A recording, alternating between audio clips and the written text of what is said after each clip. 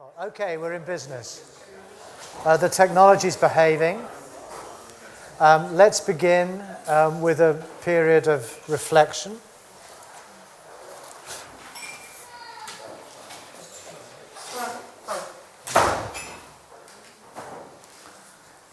So this period after lunch is sometimes known in the trade as the siesta session.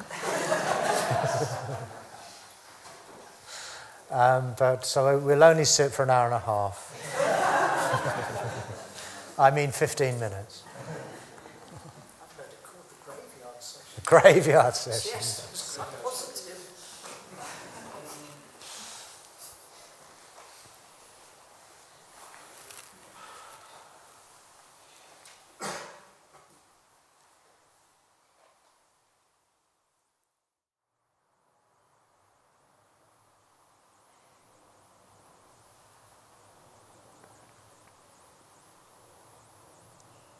You might want to just run through in your mind the four terms: embrace, let go, stop, and act.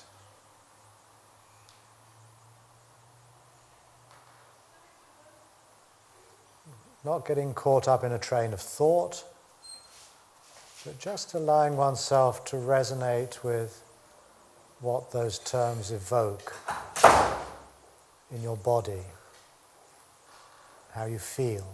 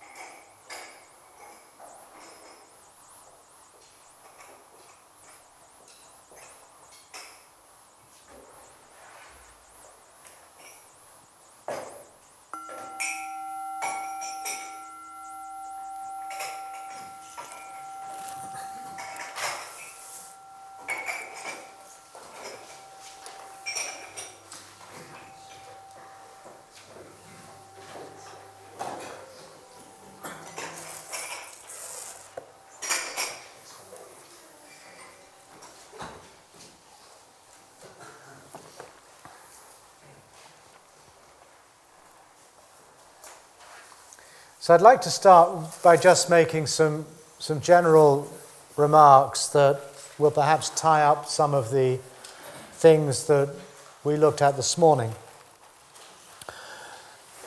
One way in which I think of this process of moving from truths to tasks is as a shift away from Buddhism as a truth-based metaphysics, in other words, that has a kind of a description of reality that is true for all time, and one needs to somehow accord one's own mind, one's own experience with that account of reality. And the person who has understood reality in that way is thereby enlightened or awake. But rather of thinking of it in that kind of language, which is the language of metaphysics really, to move to what we might call a task-based ethics. My sense is that the Dharma is ethics all the way down. That's essentially what it is. And on the other hand, we think we need to differentiate this from morality. I've noticed that there's a tendency, in often quite educated literature, to somehow use ethics, morality, ethical, moral, almost as synonyms. We don't seem to have a clear sense of the difference between the two. However, there is a tradition in our traditions of moral philosophy and so on that go back to the Greeks, where morality is rather more living according to the codes and rules precepts that are sanctioned by a society or by a religion, and to somehow use those guidelines as a framework for, in a sense, governing one's life and one's relationships with others. So the 5 precepts in Buddhism, you don't kill, you don't steal, and so on, these really are moral injunctions, and to live by them is to lead a moral life. Ethics is a lot more than that. Ethics comes from the Greek word for character. Ethos in Greek means character. And an ethical life, I would understand as a life which is led, or a life that strives, in which you strive to become the kind of person you aspire to be. You strive to become the kind of person you aspire to be. Now, we do that anyway. And a very easy way to see that is when we have an experience, we've maybe had a conversation with a friend, or we've had to make we've made a sort of a rash decision, or we said something unkind, whatever it might be. And in retrospect, when we look back on our behavior at that moment in the day, or whenever it was, we kind of feel that we've let ourselves down, that we haven't, as it were, lived up to the sense of the kind of person I aspire to be. I've somehow failed at that. So ethics, if we think of it this way, has less to do with simply conforming to a certain set of moral norms. It has more to do with leading a life that embodies the sorts of values that you most passionately seek to embody and realize in your existence as a person. You can extend it further to trying to live in a social level, political level, in terms of living in a way that you move towards creating the kind of society you would aspire to live in. You can see the two operating at a personal as well as in a more social or political sense as well. And this is a form of life that is not constricted by rules. It's not legalistic in the way that precepts are, but it would have as its framework something we might call a situational approach. There is, in fact, a discipline in ethical thinking called situational ethics.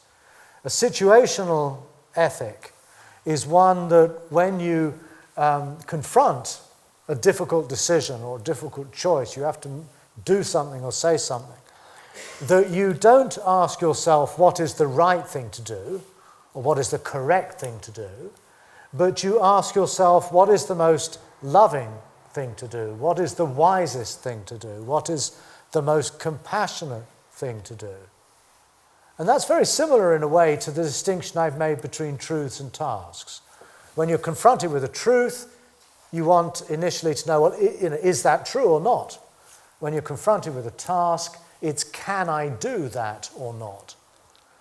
So in shifting to a notion of the Dharma as essentially ethical, in other words, it's about creating yourself, who you are in the world. It's about working towards the creation of a sort of society that you would find most admirable. You're engaging in an ethical practice. Underlying that, of course, is the principle of not causing harm, not causing suffering.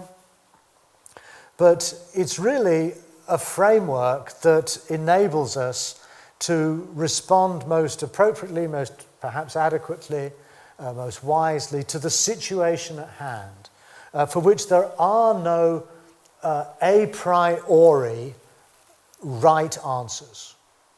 I mean, just to give you a simple example of this, you take an issue like abortion, which is a very fraught moral issue of our day. You could have a position in which, as a Buddhist or as a Christian or whatever, abortion is killing and therefore abortion is murder, abortion is therefore wrong. Boom. Problem solved. It's simply not to be tolerated under any circumstances at all. That would be a moral approach.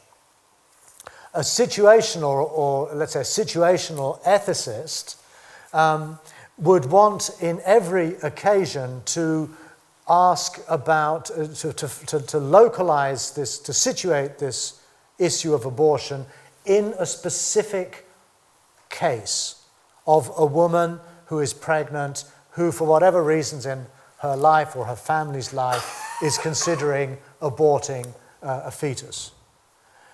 A situational ethic is one that recognizes that every situation in life is unique and it cannot therefore, in principle, be legislated for, because a legislation will always fail to take into account the concrete specificity and uniqueness of that occasion.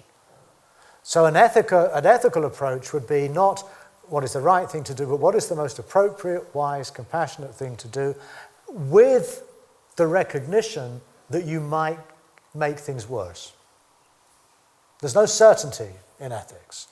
You may have the best of intentions, you might have thought and pondered deeply about how to behave in that case, and yet you still do whatever you do, and it turns out to actually make things worse. That's, in other words, an ethical choice is always a risk. The moral world is one in which you can, if you believe that killing is wrong, period, then you can always have the comfort of knowing that you're in the right, even though you cause untold misery by your dogmatic and uptight way of looking at the world. You can yourself feel that you've done the right thing. And I suspect we all can recognize these patterns within ourselves, and perhaps we observe them in the way these moral debates are carried out in the public sphere. But I think it's important to differentiate between the two. And one of the characteristics of a person who has entered the stream of the path, the path being, of course, the Eightfold Path, in other words, a person who is engaged with this fourth task, is that such a person, in a sense, has gone beyond moral rules and has entered, therefore, a life that nowadays we'd call that of situational ethics. I think we do find this in Mahayana Buddhism. The Bodhisattva vow is basically a situational ethic in which the Bodhisattva works out of compassion for the welfare of all beings, and when necessary will override moral precepts. But I think we find that same principle already there in the earliest teachings of the Buddha as well, particularly in this idea of becoming autonomous in one's practice, becoming independent of others in the teaching, and letting go of being beholden to moral laws and rules, and instead leading one's ethical life according to love, compassion, wisdom, and so on. So to me, the four tasks allow us to think of the Four Truths as a practice of situational ethics rather than truth claims about the nature of reality. And to me, that's a big difference. A big difference. Another thing about the way the four tasks are presented is that they constitute what I would call a positive feedback loop. We often think of the path, the way, as starting at one point and then culminating in some destination down the road. We start with A, we end up with Z. That's built into the metaphor of a path itself. It's a journey. We start from, in Buddhist jargon, we start from ignorance and we end up with enlightenment or wisdom. And we have this journey to get to that goal. And that could be helpful. I think the metaphor of a path is a very valuable one. But it sometimes seems a little bit too schematic and tends to suggest that life actually is like a path. An incremental journey from one station to the next, and one day we'll end up at the goal. And if we're walking on this path, eventually we'll get to the end of it. that may not be so helpful. And rather than thinking of this process, therefore, as a path in that rather conventional way, I'd like to suggest that we might think of it as a positive feedback loop. Now, this was brought home to me when I gave a talk on this topic many years ago in California, and there was a lady in the audience who was a midwife, and she said, "Oh, what you're describing here is a bit like the process of giving birth." And giving birth, as she explained, was a very good way of explaining what a positive feedback loop is. The way it works, apparently, is that, when a woman is about to go into labor, her body releases a hormone called oxytocin that triggers contractions. And the contraction then triggers the release of oxytocin. And the oxytocin triggers the contraction.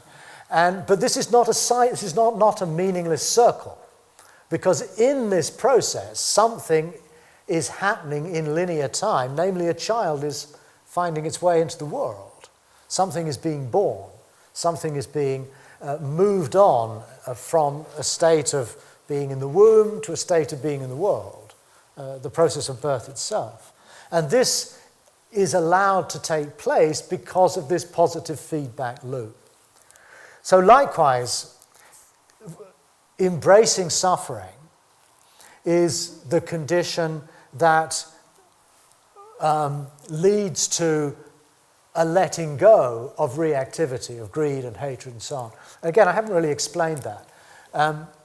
But this to me makes a lot of sense. If we really embraced our lives in all of its existential grandeur, if we really recognize that in this situation I'm dealing with a temporary condition, with mortal creatures in a world that is here now, that will possibly be gone tomorrow. If I really lived in this world, in the world of anicca, dukkha, anatta, as the Buddhists speak of impermanence, of suffering, of not self, if I really embraced the world and understood it from that perspective, regarded each moment somehow as unique, each moment as rich in potential, that would already get me out of thinking in terms of what can I get out of this situation? What don't I like about this situation? How can I sort of get rid of that? I find this situation really boring and I want to do something else. What has this really got to do with me? That's our habitual reactive pattern or patterns that often inform how we subsequently behave. But by embracing life, in this contemplative, existential way, we're already taking ourselves out of the equation. We're already opening to a world that is mysterious, that is fragile, that is vulnerable, that is suffering. That's already going to release the hold on this self-centered, reactive relationship to life. So this fully knowing dukkha leads, I feel, to the letting go already of certain reactive patterns. This then leads to moments in which we experience those reactive patterns as actually no longer operative in a given moment. We can come to rest in a kind of stillness and calm and openness, a non-reactive space of mind that then opens up the possibility of thinking, of speaking, of acting, of doing something in response to the situation at hand that's not governed or determined by our habits of reactivity. But when we get to, if we follow the Eightfold Path, this way of life, this way of responsiveness, it also brings us to mindfulness. I mean, it starts with vision, thought, speech, action, livelihood, effort, mindfulness, and concentration, samadhi. So in other words, as we pursue these four tasks to the end, we get back to mindfulness, we get back to concentration. But what are we mindful of and what do we concentrate on?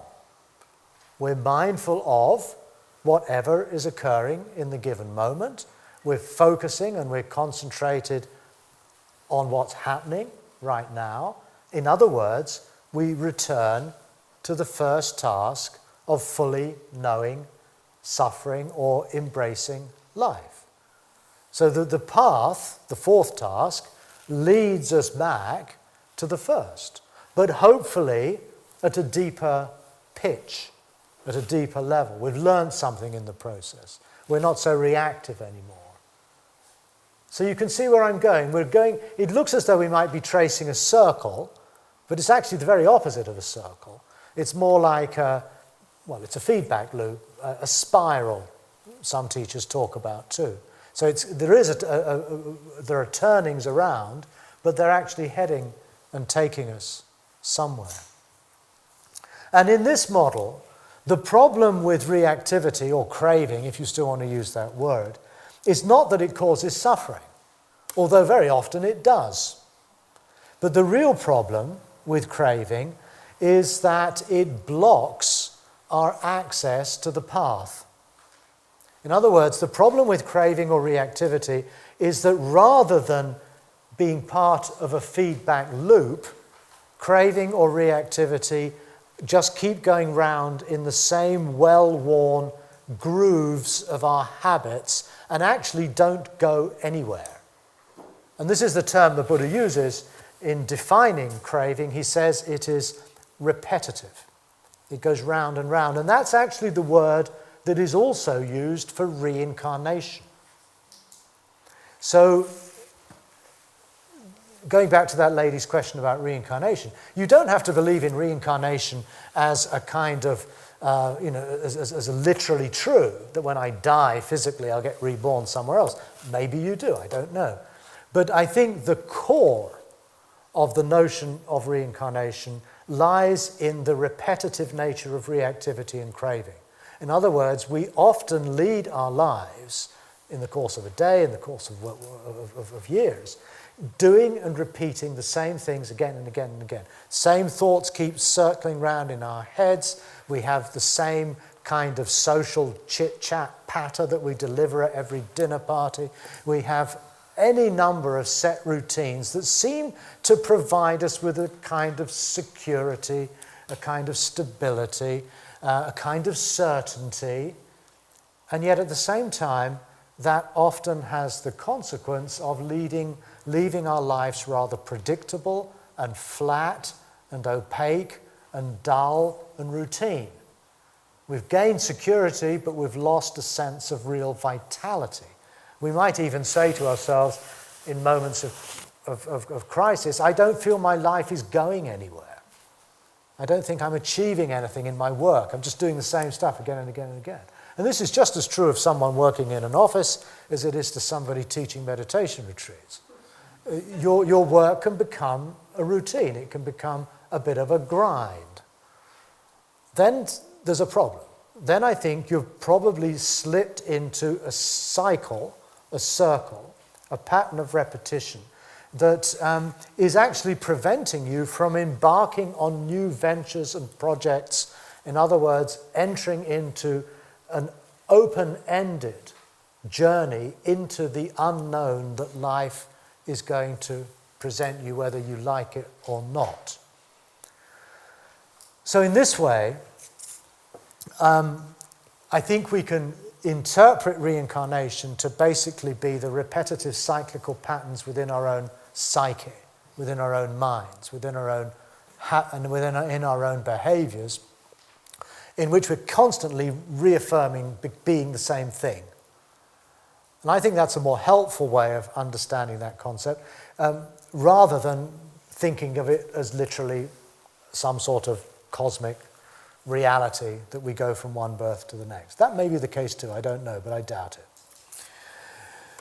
Okay, this then leads us into the topic of the Four Vows.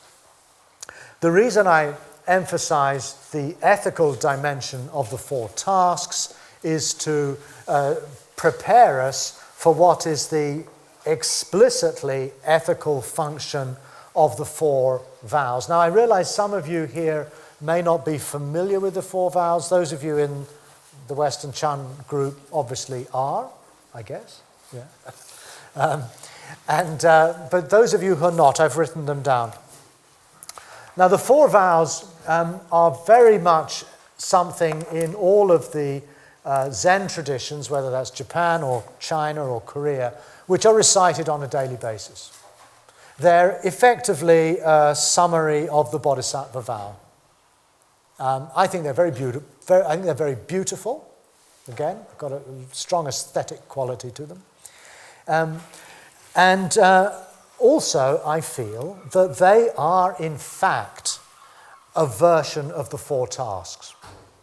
Now, this was an idea, well, not exactly that, but the first time I started thinking about this was in a conversation I had with a colleague called Gil Fronsdale. He's an American Vipassana teacher based in California.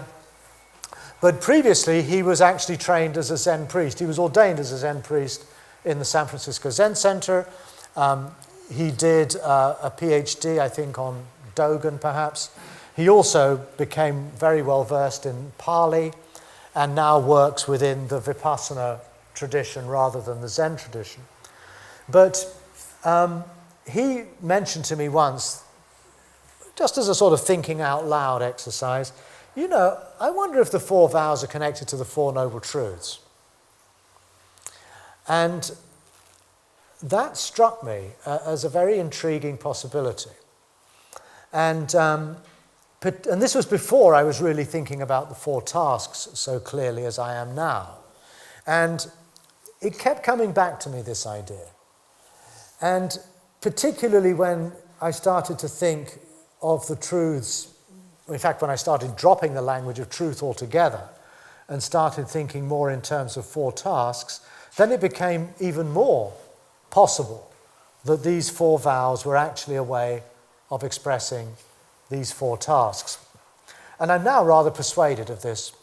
And one of the things that has persuaded me was a couple of years ago when I was again teaching in America. I was giving a lecture to the Minnesota Zen Center in Minneapolis called the Dharma Field Zen Center. And I said what I've just said to you. And at the end of the talk, somebody came up to me and says, well, actually, if you go to the Bodhisattva Jewel Necklace Sutra in the Chinese Tripitaka, you will find a passage in this sutra which says exactly that the four vows are the Four Noble Truths. It's there in the tradition. What's interesting, though, perhaps, is that this shows that the four vows are not exclusive to the Zen tradition. They're there in some of these somewhat later Chinese Mahayana sutras. It seems that the first mention of them outside the sutra was actually in the Tiandai school of Chinese Buddhism, which predates Zen. They appear to have been recited also in that school. I don't quite know how they found their way into Zen, but they clearly did, and probably at a pretty early date. So I feel as though I'm on a somewhat sounder ground in presenting them in this way.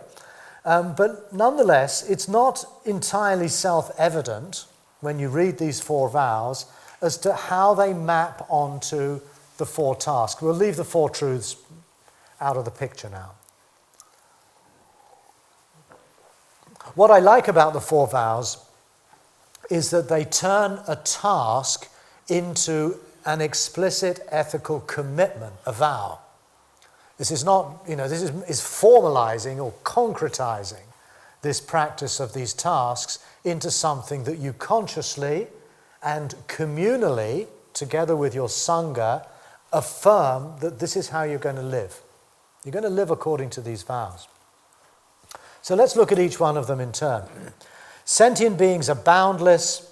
I vow to liberate them all. Now, you might be aware of different translations, but this is one I've sort of put together as a composite from different versions I've come across, and also having looked at the Chinese. Sentient beings are boundless. I vow to liberate them all. Defilements are inexhaustible. I vow to sever them all. Dharma gates are numberless, I vow to learn them all.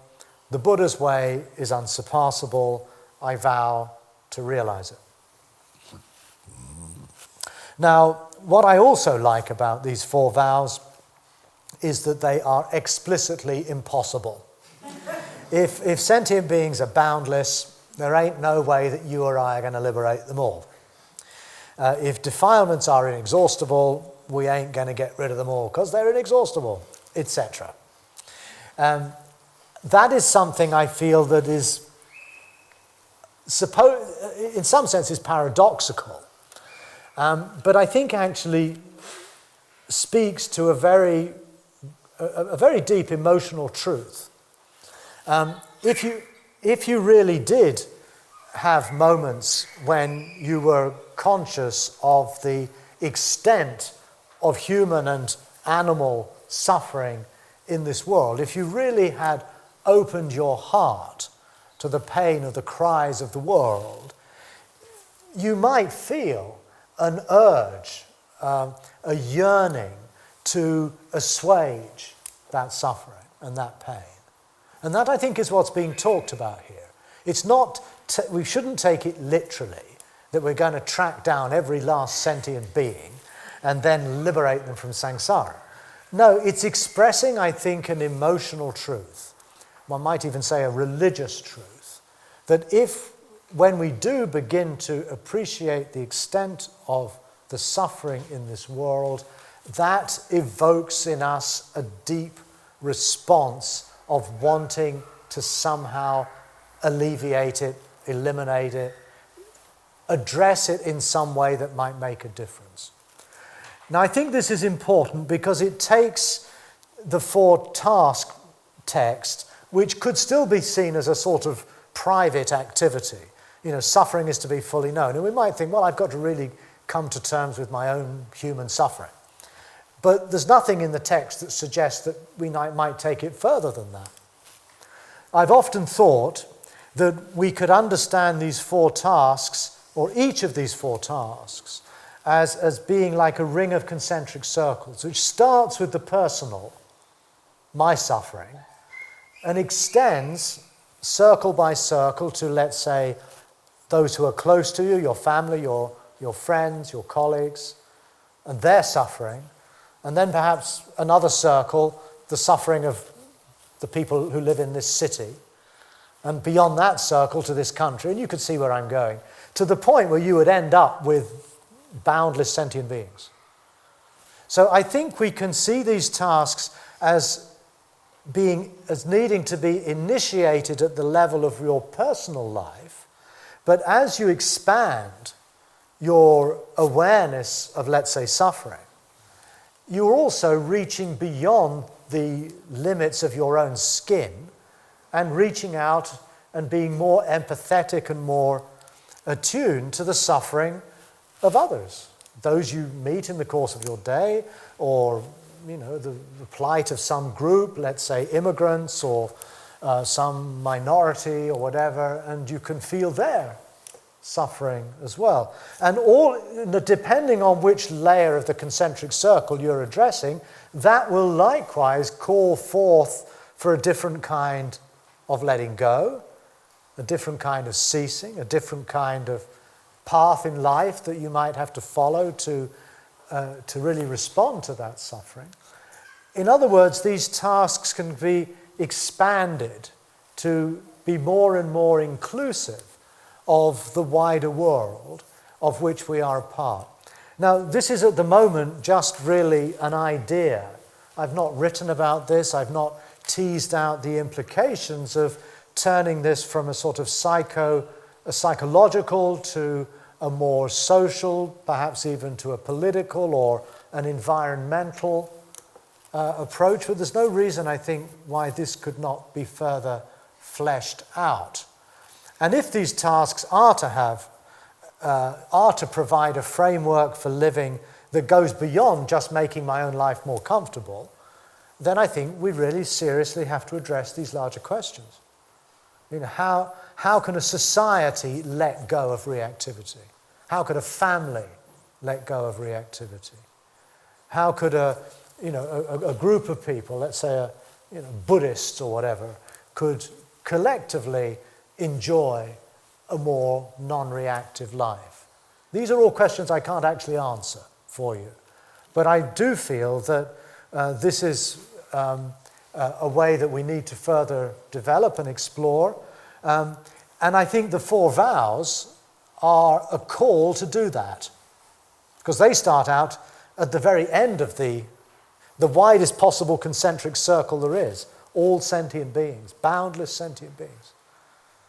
And that's a long way away from me and my private anxiety. So, rather than talking of suffering, the Four Vows talk of sentient beings. They don't talk about some kind of pain or discomfort or unsatisfactoriness in the abstract, but they acknowledge that it is people, it is beings, it is creatures, it is sentient entities that suffer. That could get lost in the Four Noble Truths, in the Four Tasks, where we just have suffering in the abstract. Here it's been rendered specific. We're not concerned with suffering in the abstract anymore, but we're concerned with the people who suffer, or the creatures who suffer, the animals who suffer. So it personalizes it. And it means, I think, in a way, making this more embodied, that it's an engagement with actual other beings and forms of life, and responding to their specific situations, as we mentioned about the woman who's contemplating having an abortion. How do I embrace that person's suffering? How do I respond to her needs? How do I understand the complexities and the conflicts and the contradictions within her own life? That is where this kind of ethic, I think, inevitably leads. And of course, here it's not just about fully knowing or embracing, but if we're dealing with an actual person, then how can I free that person from that suffering? How can I do something to help them heal if I'm a therapist? How can I do something that might liberate them from some oppressive situation if I'm a social worker or a politician? The next one. Defilements are inexhaustible, I vow to sever them all. Defilements is one of these, I can't remember the exact Chinese term, but it's probably a translation of the Sanskrit word klesha, or kilesa in Pali. Doesn't really matter. There's a whole range of terms that are used pretty interchangeably here. Defilements, and then you get asavas, which means kind of toxins or influences, and so on and so forth. But let's just, for the moment, stay with defilements, which again is similar to what's meant by craving, the three poisons, the three fires. Defilements are inexhaustible. But I think this can refer not only to the fact that since sentient beings are boundless, therefore, the negative states of mind must be boundless. I have a feeling this is actually talking more about our own experience of being subject to the uprising, the samudaya of greed, hatred, confusion, which again are very generic terms. But when we get to the specifics of our reactivity, again, it's something that has to do with how we're reacting to a specific situation. And the dislike I might feel for one person might be quite different to the dislike I feel for somebody else. The defilements are endlessly nuanced. There's many different shades of greed and hatred and confusion. Buddhist psychology tries to enumerate them, not terribly successfully, I feel. But personal experience in life, particularly if you're interested in your own psychology and how the mind works, you'll be aware that it's a very difficult area or domain to really pin down in a nice clear-cut set of categories.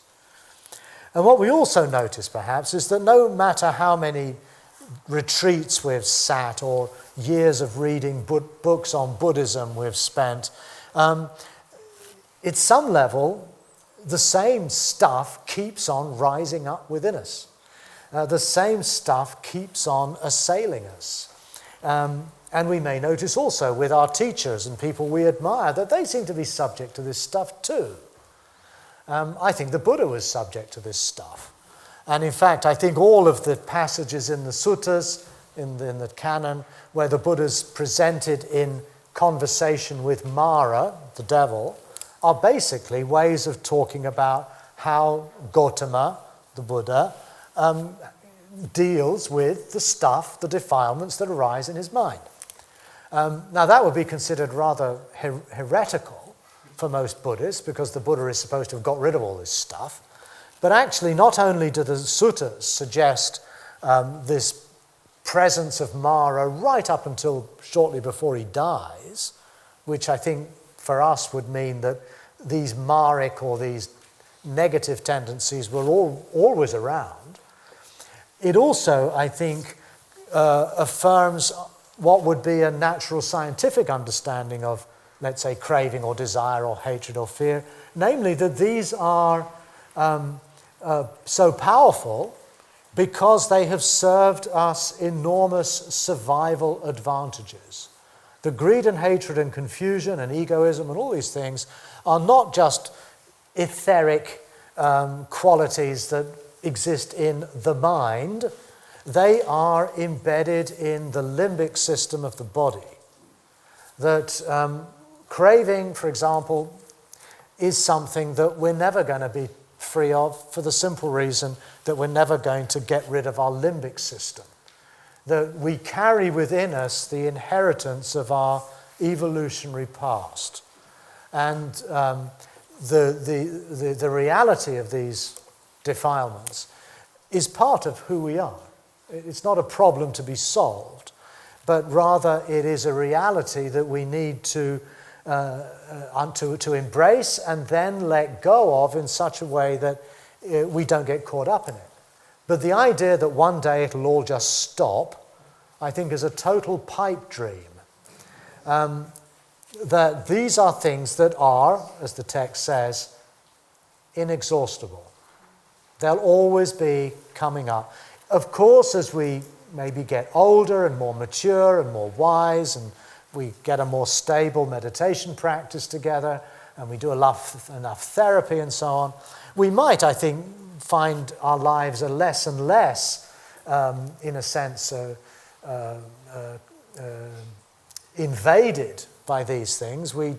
They die down, I would argue, in their force. They become less potent because we don't act on them so much anymore. But that's not the same as they're disappearing altogether. If you get yourself into a very dangerous situation or a very difficult situation, then the chances are that you'll re-experience all these things quite powerfully. So I think this second vow is saying defilements are inexhaustible, they're always going to be around, but you vow to sever them all. In other words, one by one, with the sword of Manjushri, you will cut through them. And that, I think, is, again, the language of severing or cutting off might sound a little violent, but if we take it symbolically, it's really about being aware of, let's say, an anxious thought and spotting it, and then, as it were, not exactly cutting it off, but transforming it through simply seeing it for what it is, letting it go, letting it be, so that it fizzles out of its own accord. That, I think, is what is meant here. We may use different meditative and psychotherapeutic devices to achieve this. We might, for example, if we feel hatred, we might then engender a feeling of kindness or love, which will neutralize the hatred. That would be another way to go about it. We may have other strategies that we find helpful in coping with some of these difficult emotions. However we do it, the point is it's going to be a constant part of our practice for as long as we're alive on this earth. We're going to have to come to terms with the way our body-mind reacts in ways that, we would prefer not to get drawn into. And now the third one. The third one's the least obvious. Dharma gates are numberless. I vow to learn them all. Now, what on earth has that got to do with the ceasing of reactivity is to be beheld? It's not obvious at all. But I hope to persuade you in the next few minutes that actually it makes perfect sense. Now, the expression that's used in the Four Vows is Dharma gates. As far as I'm aware, this is a uniquely Chinese expression. It's Fa Men, I think, in Chinese, Pot Mon in Korean. Dharma gates. In other words, ways into the Dharma. Dharma gates are numberless. What does that mean? Well, I think we have to think further what a Dharma gate might be. In this context, I would understand Dharma gates to mean any situation in life. Any situation in life can become a gateway to the Dharma. Now, what is a gateway? A gateway is an empty space. A gateway is got two pillars to either side, it's got some lintel above the top, but crucially, a gate is an empty space. It's the absence of something that obstructs passage through it. If the gate is shut and the door is locked, we can't get through. We're stuck. Now, this might already remind you of what I was saying about the problem with craving. The problem with craving is not that it causes suffering, although it often does. The problem with craving is that it prevents us from entering the path. It functions as a hindrance, as an obstacle, as a blockage, by spinning us round in circles, and we can't free ourselves from that entrapped or blocked state of mind. Now, a Dharma gate is the very opposite of that. A Dharma gate is an open space through which we can pass into the Dharma, or in this case, the practice of the path, really. That's where it's going to. But the point is that Dharma gates are not just formal Buddhist teachings, which is perhaps how a traditional interpretation of that might be. These are teachings the Buddha has given, 84,000 dharmas and so on. But actually, I think more helpfully, it's to recognize that every single situation in our life, every moment of the day, in every relation we have with any particular individual, is potentially a gateway into the Dharma. It's a space that we can open up and enter in such a way that it brings into that situation the qualities and the virtues that we aspire to cultivate in becoming the sort of person we aspire to be. These are ethical spaces. Now, nirvana is also an ethical space. Nirvana is described as, well, again, I'll give this the very classical old definition. Nirvana, or the Dharma, they're often interchangeable, is said to be clearly visible, immediate, inviting, uplifting, and personally experienced by the wise. That's a text we find in the very earliest layer of the Pali texts. Nirvana is clearly visible. Nirvana is not some distant goal. Nirvana is actually right here before our eyes. And nirvana is the absence of reactivity. That's how it's defined. It's the absence of greed, the absence of hatred, the absence of confusion. Unconditioned is the absence of greed, absence of hatred, absence of confusion. In other words, an emptiness, the same. Emptiness in the early texts is not a metaphysical idea at all, but it means to dwell in a state of awareness that is not conditioned by reactivity. So a Dharma gate, from this point of view, is recognizing that every situation in life is one in which we can behold the ceasing of reactivity, come to dwell in that non-reactive space, and thereby learn something. You vow to learn how all of these situations in life can become teachings, as it were. Every situation is a teaching. And again, this is almost a Buddhist cliche. You hear it in Zen, you hear it in the Tibetan tradition quite a lot, that every situation and everyone is your teacher. Everyone is a Buddha.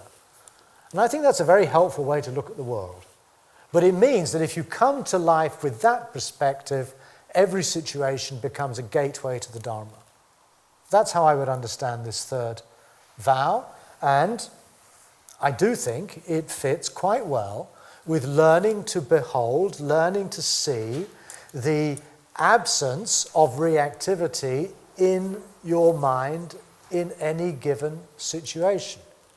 You see, this third task is not requiring, in fact, that reactivity is simply not there or craving is gone. It could be that you are mindful of your craving, you're aware of these reactions that are coming up in your mind, you're aware of how much hate you feel for this person, but the awareness itself is not reactive, it's not hateful. It's observing the hate, it's observing the anguish or whatever it is. But the observing mind in itself is not reactive. In other words, mindfulness is already a taste of nirvana, even for the people doing it in entirely secular settings. And I think it's probably what is meant at the beginning of the Satipatthana Sutta, the discourse on the foundations of mindfulness, where it starts by saying, mindfulness is the only way to nirvana. It's usually translated, mindfulness is the direct way to nirvana, to sound less sectarian. But basically the text says ekayana, one vehicle, one way. And I don't think that is religious polemic, where, our way is better than your way. I think it's actually just a matter-of-fact statement. That to be mindful, to be non-reactively aware of what is occurring to you is already a taste of Nibbana.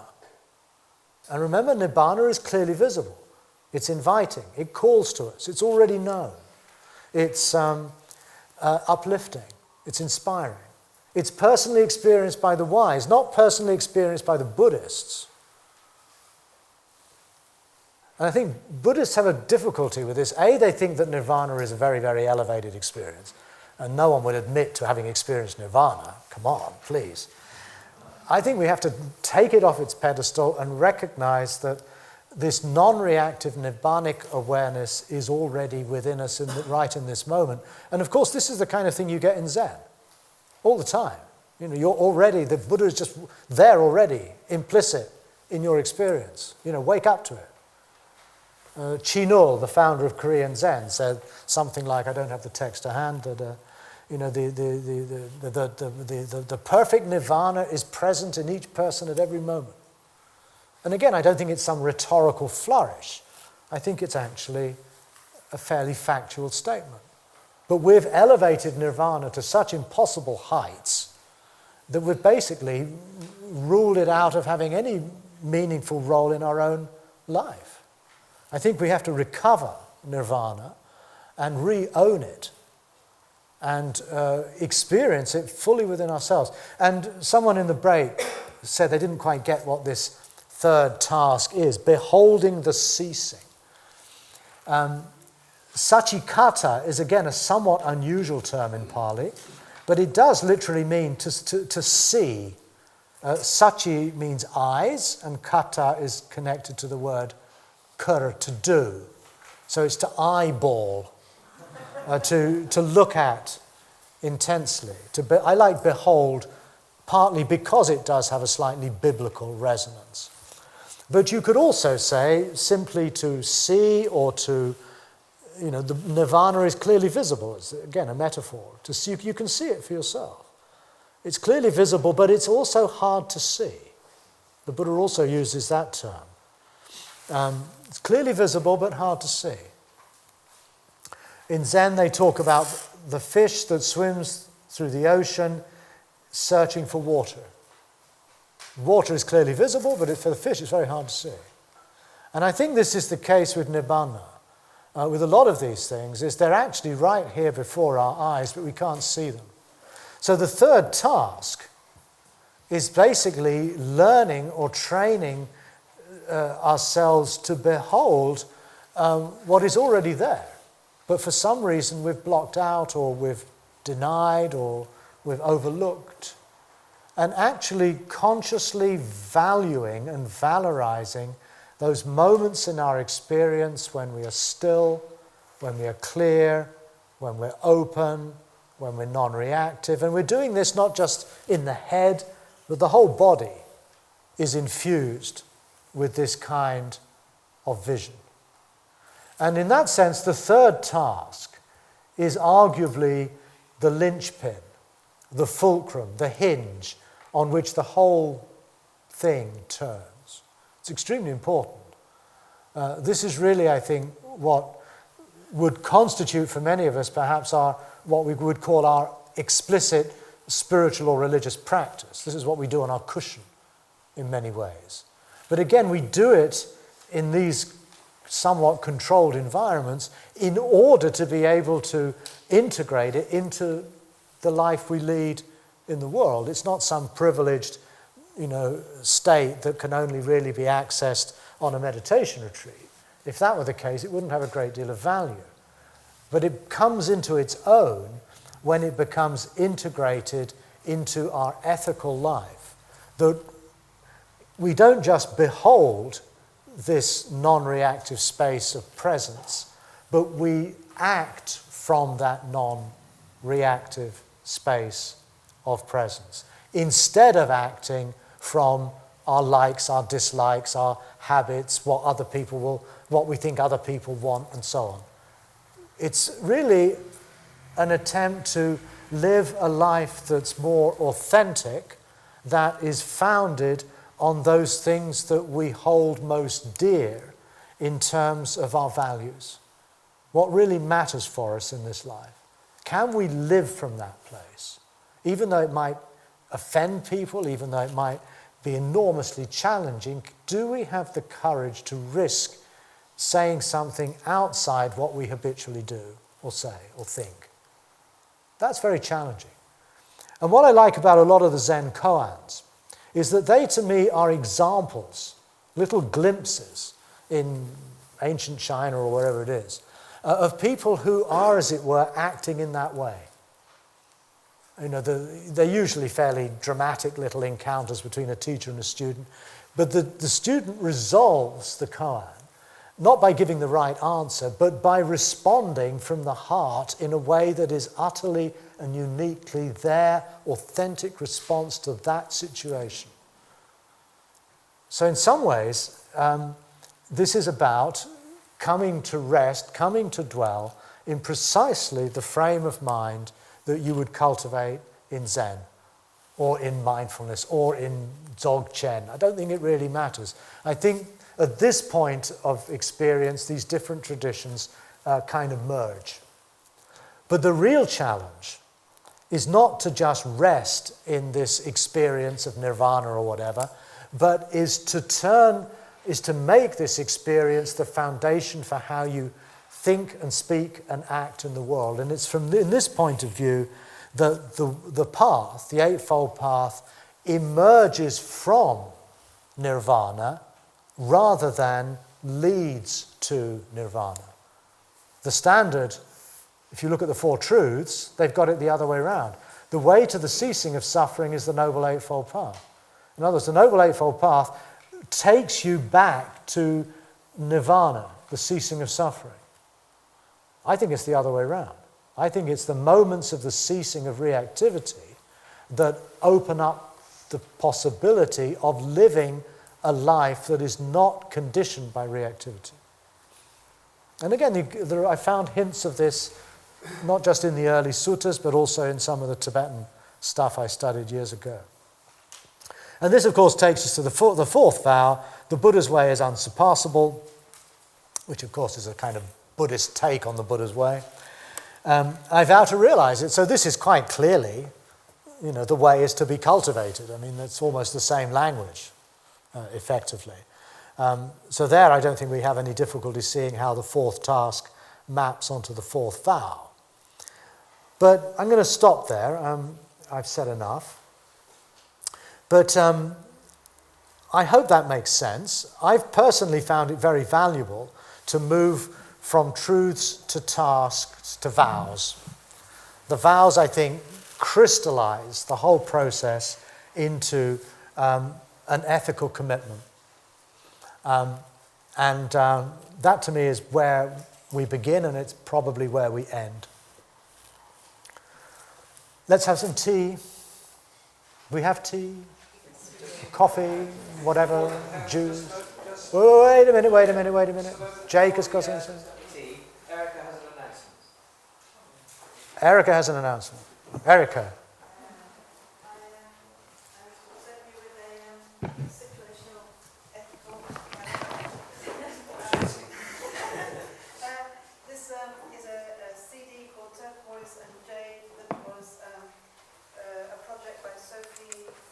Muir. Sophie Muir, with Jin Ho, I don't know the names of the other people, a Tibetan lady, Vicky and Nikki, is it? Anyway, they have recorded 10 tracks of chanting, mixed traditions, so that they are doing both Chinese and Tibetan at the same time. It's a project that Sophie feels strongly should be out there for the furtherment of our practice, and so I've been given these by Jinho to circulate, to distribute, and if you wish to make a donation, I had a funny exchange with Jinho saying should the donations go back to Sophie, and we had a bit of a discussion about it. She said very, very clearly, no, I must respect the author's wishes, and the donations must be made locally and used in the local dogma. So if you wish, please make a donation, and there they are. And that's the Bristol Transit. Yes. Yes. And we have half an hour for tea, so we start again at 20 past 2. Thank you. You've got to finish it. Finished? Yes, we have another session afterwards. Oh, yeah. I'm not going to run away now. No, after tea we can have another open discussion, and hopefully we'll end with a little meditation.